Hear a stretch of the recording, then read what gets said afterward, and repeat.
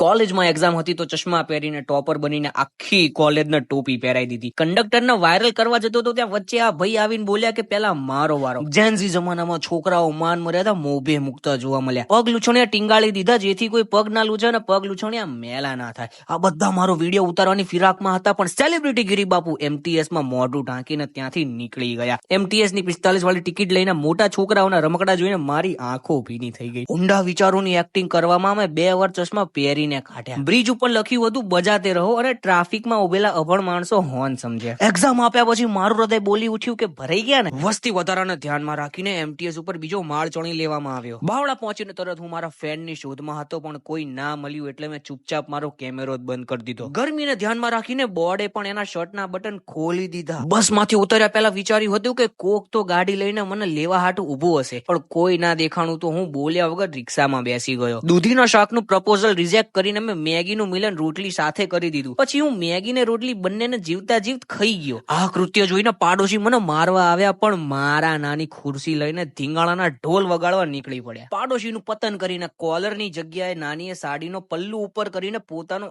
Attitude બતાવ્યો. આ સમગ્ર ઘટના મેં ચા પીતા પીતા નિહાળી. એક્ઝામમાં કેટી જવાની હતી તો મેં ભણતરને ભૂલીને ક્રિકેટર કોહલી બનવાનું વિચાર્યું. દરવાજાને સ્ટમ્પ બનાવ્યું. છોકરાઓ જોડે બોલિંગ અને ફિલ્ડિંગ કરાઈને 6 મારીને હું પોતાની જાતનો મરદનો ફાડ્યો સમજવા લાગ્યો. છોકરાઓને વંઢી કુદાળીને દડો લેવા મોકલ્યા અને તોય એટીટ્યુડ તો મારા બાપનો.